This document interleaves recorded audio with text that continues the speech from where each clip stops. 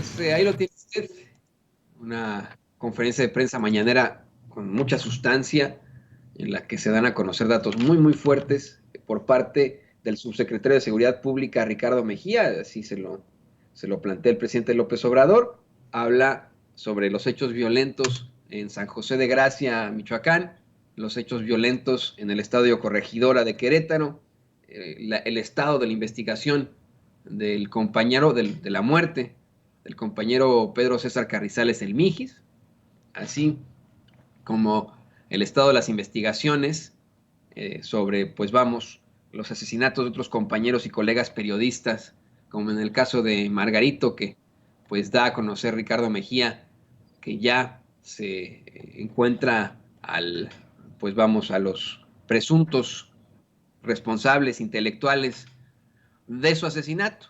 Pero le digo, fue una conferencia extremadamente fuerte. En primer lugar, eh, pues le digo, Ricardo Mejía confirma que no hay fallecidos tras el incidente de Corregidora, así lo da a conocer, en el incidente del estadio de Corregidora. Eh, en el estadio Corregidora, disculpe usted, en estos hechos violentos, después de una trifulca entre fanáticos de los Gallos Blancos y el Atlas, ahí en ese estadio, pues vamos, muy cercano a lo que ha planteado el gobernador panista de ese estado, Mauricio Curi, y el oportunista de Enrique Alfaro, quien pues también está ahí diciendo, no, todo esto pasó en otro estado, yo no tengo problemas con esto, ¿no? Pero bueno, hoy Mejía informa que no hay fallecidos tras el incidente de Corregidora. Dice que, en efecto, más bien hay 3 heridos graves, 10 de carácter delicados, pero estables, y en total 25 hospitalizados.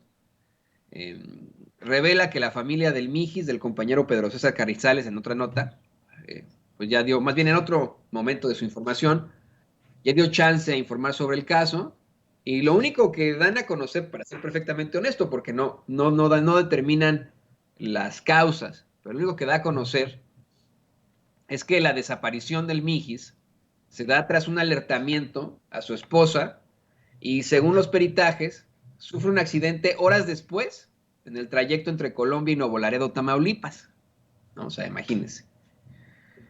También le digo sobre la detención en el asesinato de Margarito Martínez, identifican a 3 presuntos autores materiales. Pero quiero enfocarme en el tema de Corregidora. Le hemos venido platicando de este tema desde el principio de esta transmisión, por la complejidad y la fuerza que tiene eh, ahí, pues vamos, este incidente el fin de semana en un estadio de fútbol. Las imágenes son desgarradoras, son muy fuertes. Le hemos advertido desde el principio de esta transmisión que no le vamos a plantear los videos por respeto a las víctimas y por respeto a usted, ¿no?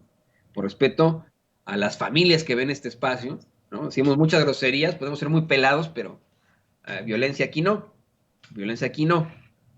Le decía que hoy el presidente López Obrador, pues comenta que la apoyan y le creen al gobernador panista de Querétaro.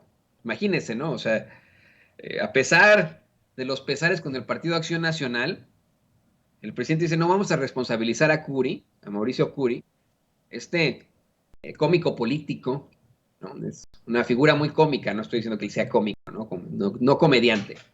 Cómico político, es un tipo muy dicharachero, que se hizo famoso en el Senado por decir que lo mejor que le había pasado en ese cuerpo legislativo es haber conocido a Maribel Guardia, imagínese usted, ¿no? Que termina como gobernador de Querétaro.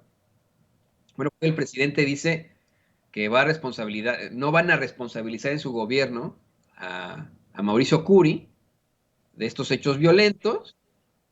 Y dice, de hecho, hasta se repite la desinformación con lo de los 17, porque en primer lugar dijeron que en San José de Gracia habían sido 17 fusilados y no lo pudieron comprobar, y que en lo de Querétaro dijeron que eran 17 los fallecidos y no lo pudieron comprobar. Eso es lo que dice el presidente, ¿no? Dice que ese número 17 se repite, así lo da a conocer. Pero insisto, habla ah, de habla de pues cómo es que este hecho sirve para insistir en moralizar al país, atender los orígenes y las causas de la violencia, algo que yo le planteaba desde el principio. Mire, quiero insistir yo con eso. No se puede evitar politizar el asunto, en efecto.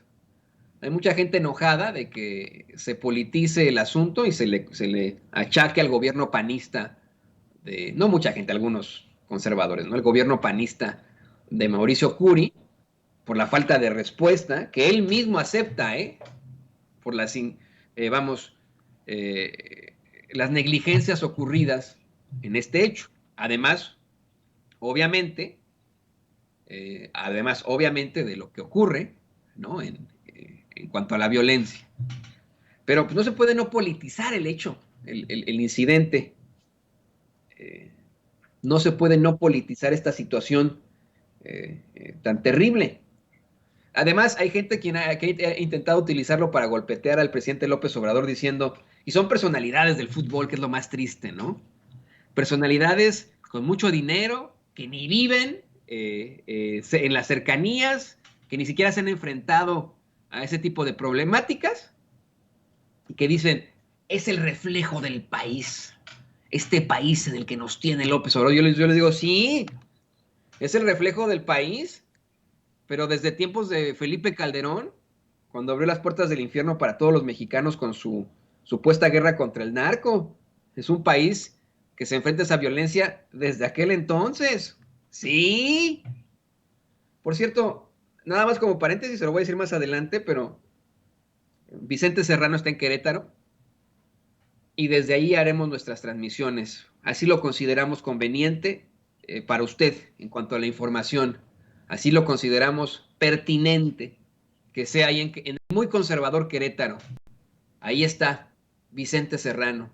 Pero bueno, decía, estoy convencido que esta guerra a la que nos enfrentamos los mexicanos, porque así se considera en materia internacional, México es un país todavía en guerra, una guerra que inició Felipe Calderón y que al declararla supuestamente contra el crimen organizado, digo supuestamente porque hoy tenemos aquí en Estados Unidos detenido y acusado formalmente por el Departamento de Justicia al exsecretario de Seguridad Pública de Calderón, a Genaro García Luna, quien está acusado de conspirar para traficar cocaína aquí a los Estados Unidos y está acusado de pues recibir millones de dólares de un cártel de la droga para que les permitiera actuar libremente. Entonces ahí no se puede hablar de la declaración de guerra a todos los grupos criminales, pues no, no, ¿verdad?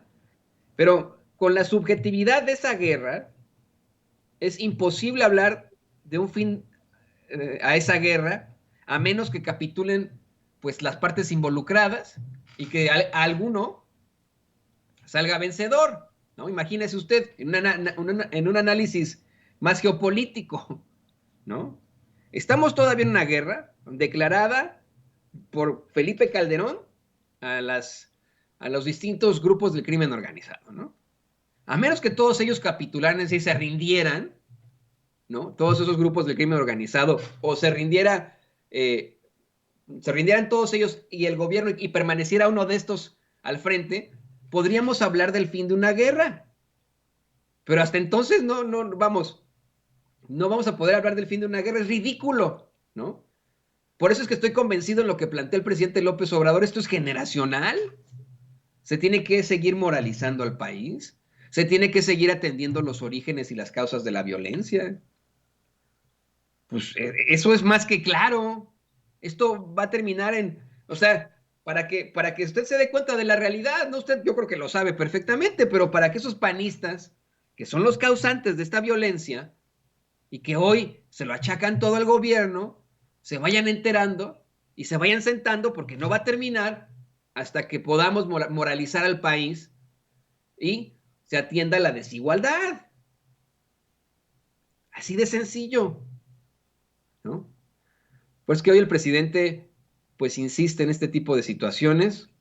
Le digo, la situación está muy, muy, muy preocupante, porque mañana vienen las protestas por el 8M, una protesta a nivel mundial del movimiento feminista y que en México, pues obviamente es parte de la ideología de muchas personas que están en contra de la violencia contra las mujeres y la desigualdad que enfrentan las mujeres, obviamente. Entre esos servidores, yo estoy en contra de la violencia contra las mujeres y la desigualdad de las mujeres, sin embargo, pero para nada respaldo la violencia con la que actúan en este tipo de manifestaciones, que ya es muy claro. Muchas personas han resultado heridas, ya se han registrado una serie de destrucciones a propiedad privada en este tipo de manifestaciones, desafortunadamente. Y lo más preocupante de todo es que el mismo presidente López Obrador acaba de dar a conocer que en su gobierno tienen información de que mañana se están preparando para ir a protestar, entre comillas, con marros, sopletes, picos y bombas Molotov.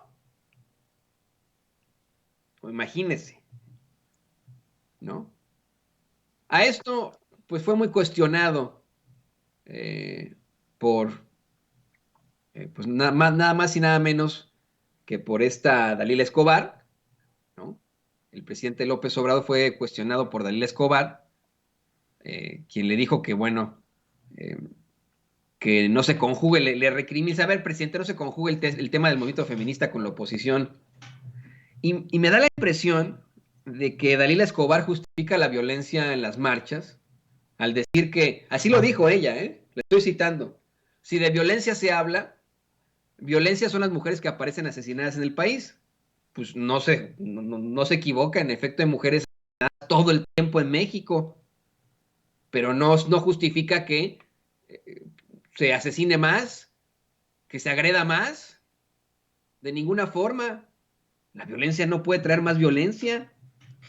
El presidente López Obrador le dice que, pues esto tiene que ver con las convicciones que tenemos todos, que él sostiene que la violencia no se puede combatir con la violencia, pues es inmoral e inhumano, que no se puede defender una causa justa utilizando la violencia, tirando bombas o golpeando a mujeres policías.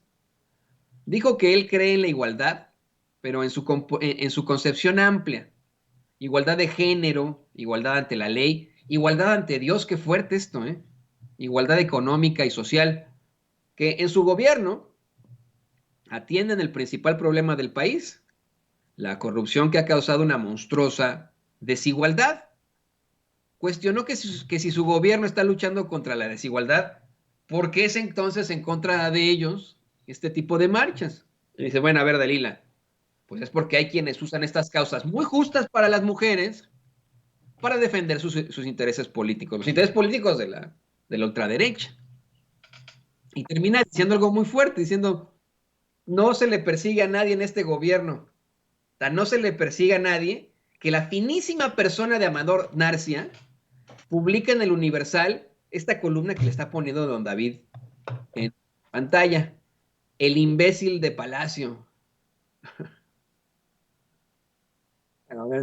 Ni se la voy a leer, ¿no? O sea, imagínese que hubieran publicado esta valiente, nótese mi sarcasmo, columna en tiempos de Felipe Calderón. Imagínese, en tiempos de Peña, imagínese. Yo le quiero recordar a Amador Narcia que en tiempos de Felipe Calderón, nuestro compañero Jesús Lemus, un verdadero periodista, Amador Narcia, tras revelar con todo el rigor periodístico los vínculos que habría tenido la hermana de Felipe Calderón con un miembro del crimen organizado, tras informar sobre los vínculos de Genaro García Luna con el crimen organizado que ahora se comprueban acá en los Estados Unidos, fue detenido, puesto en prisión, torturado, acusado de un crimen que no cometió, le fabricaron un delito y a él pues le respetaron su vida, pero hubo muchos otros periodistas que desaparecieron o que fueron asesinados. Así de sencillo. Y mire, Jesús Lemus no escribió el imbécil del fecal, ¿eh? O el fecal encubridor. No, no, dio a conocer la nota. Imagínese que hubieran puesto el imbécil de Palacio en una columna en tiempos de Calderón y de Peña Nieto. Están pero para llorar estos cuates. Ahí sale la foto de Amador Narcia, la tiene, ¿no, don David? No, por eso. Pero te decía que con su cara de imbécil publica esta nota. Pues ahí lo tiene usted. El gran periodista, finísima persona, como dice el observador. Finísima persona de Amador Narcia, así como no. Y